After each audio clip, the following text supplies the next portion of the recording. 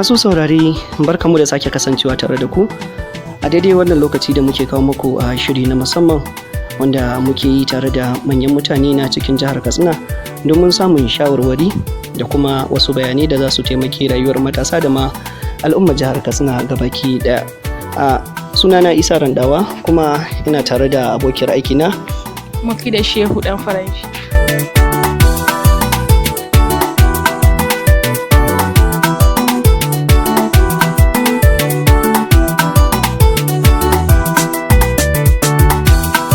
To a cikin wannan shiri kuma muna tare ne da Alhaji Sulayari Ammani, basarake ne a cikin masarautar jihar Katsina. To ranka daɗe, a cikin tattaunawar da muke da kai kayi magana akan 'yan jarida da sauran al'umma sai su rika lura da labaran da ake samu da kuma waɗanda ake yadawa. Akwai labaran kanzon kurege da ake ce musu waɗanda ba su inganta, a ce an kashe mutum 2 sai wani ya ce an kashe mutum 20. kuma shi ko ya ce kila ma kusa da garin su ne ko dan garin ya game da sauransu. To ta yaya kake ganin za a dakile irin wannan matsala ta yada labaran ƙarya da kuma kanzon kurege a tsakanin al'umma? Wannan wani abu ne mai sauki. 'Yan jarida kun hini sanin wannan hanyar, yanda da kun kama mutum 1-2 kuka tallata shi kuka nuna kowane ne, daga ran nan shi na ukun ba zai ba. Kuma idan kun kuka ɗauka ku ku gaya ma hukuma gashi shi ya hidi mana magana banza, magana kanzon kurege kamar yadda kuke hidi. To idan kuka yi ma 1-2 to shi na uku ba zai da hidi maku ba. In ya tashi hidi sai ya tantamna tabbatar da abin da zai hidi shin da gaske ne koko. Kamar yadda ka faɗa, na ji wani kwanaki ya zo na ba labari ai an yi ɓanna kusa da Jibiya.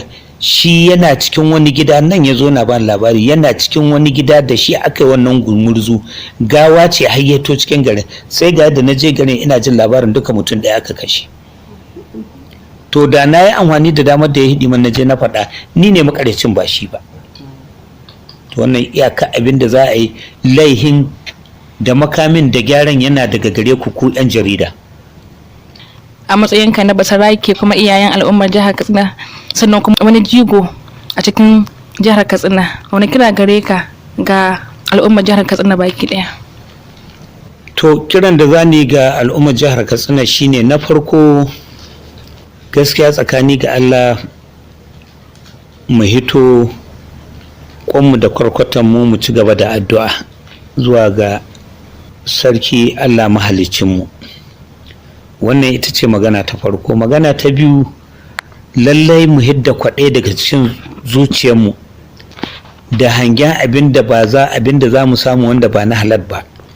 Mu taimaki wa'anda ba su da shi, gwargwadon hali. Sannan mu da Allah ya hore ma, lallai mu jawo mutane kusa da mu kwatanta masu su rika samo bayanan sirri na gaskiya su gaya mana, mu gaya ma gwamnati in ba su iyawa, don a samu saukin wannan abin. Dan in ba haka akai ba, to baka da hujja, baka da hanyar da za a samu saukin wannan abin. Mu kuma da Allah ya wadatar da mu, lalle dole mu zamna mu rika jin kamshin marashi, talakawa kenan, kada mu rika jin warin su. Lalle mu rika jin kamshin su don mu jawo su kusa da mu samu bayanin da muke nema, mu tallata mu gwamnati ta yi aiki, ta gyara wuri ko ta gyara al'amuran da ake ciki. Wannan shine kurin mafita gare mu. To ranka daɗe, a ƙarshe da kai wannan magana, shin wani tabbaci za ka ba al'umma akan kariyarsu na cewa idan sun ga ana aikata wata barna, kamar ana sai da kayan maye ko ana yin wani abu da bai dace ba a wani wurin, idan sun zo sun faɗa, wasu suna jin tsoron su zo su gaya ma hukuma don suna tunanin kamar su ma za a iya kama su a ce ya aka yi suka sani kuma su shiga wata wahala. Shin wani tabbaci za a ba al'umma akan cewa in sun yi hakan sun taimaki al'umma ne kuma sun taimaki kansu? Domin idan aka bari wannan al'amari ya ci gaba da yaduwa, idan kayan maye ne ake saida a wuri ka gani kai shiru, to wata rana in 'ya'yanka ba su haɗa ba, 'ya'yan makwabtanka ko 'ya'yan 'yan uwa da sauransu, su ma za su shiga wannan harka ta shaye-shaye, wanda kuma kenan faɗin ya fi yin shiru din. Wani kira za ka yi ga al'umma da kuma ƙarin haske akan wannan irin al'amari? Kiran da zani ga al'umma shine, idan talakawanmu da mu kanmu muka ji ko muka gani ko aka zo aka ba mu labari, to wanda muka san ya ba da labarin mu tura shi ya tafi ya samu mai unguwa, in mai unguwa bai wuce ya samu magaji, in bai ta ya samu hakimi, idan bai ba ko ina yake ya nemo mota ya zo, ni zan biya shi ya zo in kai shi ga sarki ya gaya ma sarkin Katsina. Ni na yi alkawalin haka, amma ya tabbatar da labari ne, kuma ya hidi man wa'anda duk ya gaya ma labarin wa'anda ba su aikata ba, ni zan bi mai haƙi ne in an tona mashi asiri in Allah yadda. Saboda mu dama wakilcin al'umma muka zo, kuma jagororinmu, shugabanninmu, gwamnoninmu sun zauna sun faɗakar da mu haka ya kamata mu yi. Sarkin Katsina ya zaunar da mu, ya gaya mana wannan shine mafita gare mu, wanda duk ya kama labari ka bincika labarin na gaskiya ne ka tona mai asiri, kai sai ma Allah ya tambaye ka, sai kai amfani da dama ka je ka bayyana, a je a kama ko dan wane ne, ko da ɗana ne a kama shi da ya zama ishara ga wani. To ranka daɗe, mun gode kwarai da gaske da lokacin da ka bamu na amsa wannan gayyata na shiri na musamman da muka yi domin al'umma. Sai ka yi ban kwana da masu saurare. Assalamu alaikum jama'a, ina maku fatan alheri, kuma wannan masifofi da ke taso mana Ubangiji Allah ya mana maganin su. Kuma ina roƙon jama'a mu ci gaba da roƙo ga Allah, kada mu dogara da cewa a'a muna da sojoji, muna da 'yan sanda, muna da SSS, muna da civil defense. A'a, mu koma ga mahaliccin mu sarki Allah, sai mun roƙe shi ya yarda ya ba su ikon su ma abin da za su yi nasara kan shi. Wannan shine roƙo da nake gare mu, kuma mu sa addu'a Allah shi ba mu damana mai albarka da zama lafiya. Mufida, sai ki ban kwana da masu saurare. Assalamu alaikum wa rahmatullah. Masaurari, anan muka kawo ƙarshen wannan tattaunawa ta musamman tare da mai girma Alhaji Sulayari Amani, kuma basaraki ne a cikin masarautar jihar Katsina, sannan kuma jigo ne a siyasar jihar Katsina jiya da yau.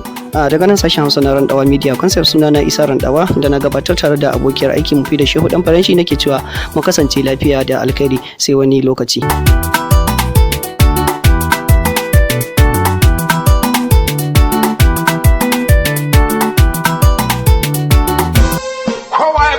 Gida ya bar shi. Bi kasar nan da kyau da girma, kuɗi sarauta akwai da dama. Idan ka zo bangaren siyasa, 'yan siyasar akwai su suma. 'Yan Najeriya mu da Allah, mu so kasar mu kasa mai girma. Najeriya kasar mu ta gado, Najeriya mu kasa mai girma. 'Yan Najeriya mu so juna, mu so kasar mu ta gado.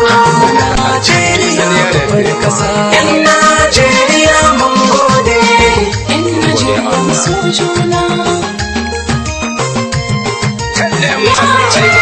Babbar kasa.